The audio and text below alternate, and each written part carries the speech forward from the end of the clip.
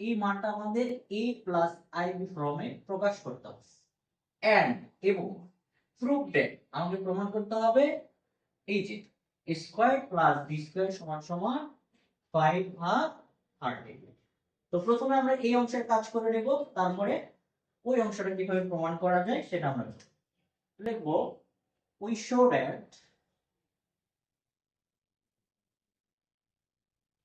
a plus IB form, a plus IB form তাকে প্রকাশ করব এই যে এই মানটা। তো আমরা প্রথমে লিখি 2 প্লাস i 2 প্লাস 3i। তাহলে আমরা প্রথম লেকচারে কিন্তু এটা আলোচনা করেছি যে নিচের অংশ যে মানটা দেওয়া থাকবে তার বিপরীত মান নিচে একটা ধরে নিব, উপরে একটা ধরে নিব। বিষয়টা কেমন এরকম, এটা প্লাসের মান দেওয়া আছে, আমরা মাইনাসের একটা মান ধরব। এটা যে শুধু নিচেই ধরতে হবে বিষয়টা এরকম না, উপরেও কিন্তু সেম ধরতে হবে, তবে উপরের মানটা ঠিক থাকবে, এটাকে পরিবর্তন করা যাবে না। পাস হয়ে গেল, এটা হচ্ছে আমাদের প্রথম কাজ। এরপরে দেখেন শিক্ষার্থীরা এখানে খেয়াল করতে পাচ্ছি 2 প্লাস 3i 2 মাইনাস 3i। আমরা যদি কল্পনা করি যে এটা স্কয়ার মাইনাস বি স্কয়ার সূত্র, স্কয়ার মাইনাস বি স্কয়ার সূত্র কি a plus b into a minus b, তাহলে কিন্তু এই মান অনুযায়ী আমরা স্কয়ার মাইনাস বি স্কয়ার সূত্রটা অ্যাপ্লাই করতে পারছি। তো আমরা অ্যাপ্লাই করে নিচ্ছি এখানে। তো এখানে কি আছে,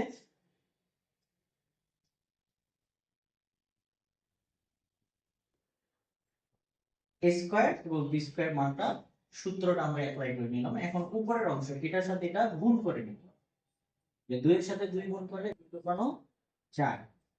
তারপরে এখানে কি আছে মাইনাস দিয়ে দিই মাইনাস, তারপরে এটার সাথে আবার এটা গুণ করব 3 কোণ 6i প্লাস এই যে প্লাস আছে প্লাস এর i এর সাথে 2 গুণ 2i প্লাস মাইনাসে মাইনাস, তাহলে 3i স্কয়ার 3i স্কয়ার। এরপরের অংশে আমরা দেখতে পাচ্ছি এখানে হবে 4 মাইনাস 9i স্কয়ার। এখন আমরা উপরের অংশ কাজটা করে নেই, মাইনাস 6i। আচ্ছা এখানে আমরা যদি একটু ক্যালকুলেশন করে নেই, এখানে আছে 6টা i মাইনাস আর এখানে 2টা i প্লাস, তাহলে 6টা থেকে 2টা যদি বাদ দেই তাহলে কত হয় 4i মাইনাস 3i স্কয়ার। এরপর আমরা দেখতে পাচ্ছি এখানে যে 4 মাইনাস 9 মাইনাস 1।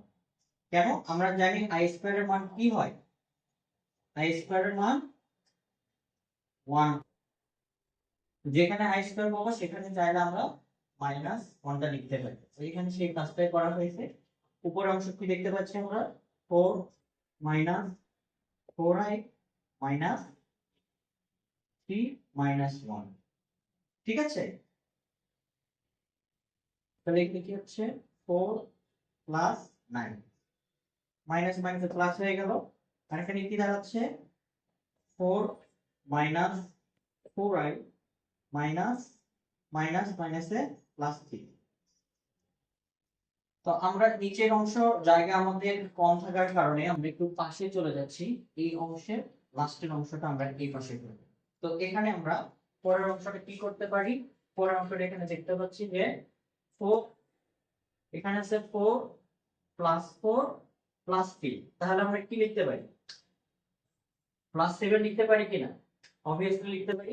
7 মাইনাস 4i, আর নিচের অংশে কি হচ্ছে 13। ঠিক আছে, 9 এর জানে 13। তাহলে প্রথমে যেহেতু আমাদের কি করতে হবে a প্লাস i বিট, তাহলে এটাকে যদি আমরা এইভাবে লিখি মাইনাস 4i 13 7 ভাগ 13 প্লাস i 4 ভাগ। তবে শিক্ষার্থী বন্ধুরা এখানে আমরা কিন্তু দেখতে পাচ্ছি এই অংশকে যদি আমরা a কল্পনা করি আর এটা যদি i ধরে নেই আর এই অংশটাকে যদি আমরা b কল্পনা করি তাহলে কিন্তু আমাদের মানটা হয়ে যাচ্ছে। এখন প্রশ্ন হলো এখানে ছিল মাইনাস, এখানে প্লাস কেন হলো? এই যেখানে 4i আছে এটাকে আপনি আগে এবং পরে যদি করতে চান তাহলে সামনের সাইনটা পরিবর্তন করা যায়। তো আমাদের 4i এর সাথে ছিল মাইনাস অবস্থায়, তো এই আইটাকে যখন আমি এখানে নিয়ে আসবো তখন এটা প্লাস হয়ে যাবে অটোমেটিক। তাহলে দেখেন a প্লাস ib কিন্তু আমাদের হয়ে যাচ্ছে। তো এখন আমাদের পরের কাজটা কি ছিল, যে স্কয়ার প্লাস বি স্কয়ার সমান 5 বা 13 আমাদের এটা মানটা প্রমাণ করতে হবে। তো আমরা এখানে খেয়াল করব, এখানে আমরা একটু খেয়াল করি যে পরের অংশের কাজ হচ্ছে a square plus B square মানটা আমাদের 5 বা 13 প্রমাণ করতে হবে। তো আমরা লিখতে পারি লেফট হ্যান্ড সাইড, কি লিখবো, লেফট হ্যান্ড সাইড নিয়ে কাজ করব, রাইট হ্যান্ড সাইড অটোমেটিক বের হয়ে যাবে। লেফট হ্যান্ড সাইডে কি আছে, a square plus B square. তাহলে এই যে আমরা a এর মান যদি এটা ধরি, এটা যদি b এর মান ধরি, তাহলে কিন্তু এটা প্রমাণ করা সহজ হবে। এটাকে আমরা স্কয়ার দেই, b এর মান যদি এভাবে ধরি আমরা স্কয়ার দিই, ঠিক আছে। তাহলে এটার উপর স্কয়ার মানে কি 49, 13 এর উপর স্কয়ার মানে কি 169 প্লাস 4 এর উপর স্কয়ার 16 169।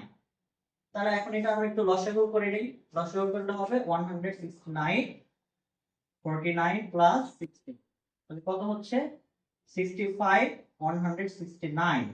তাহলে এটাকে যদি আমরা ক্যালকুলেশন করি 5 13 65, তাহলে কি দাঁড়াচ্ছে আমাদের, উপরে 5 আর নিচে 13। তাহলে আমরা কি লিখতে পারি, অতএব লেফট হ্যান্ড সাইড সমান রাইট হ্যান্ড সাইড কি হয়ে গেল, প্রমাণ করতে বলেছে তাই না, প্রুফ।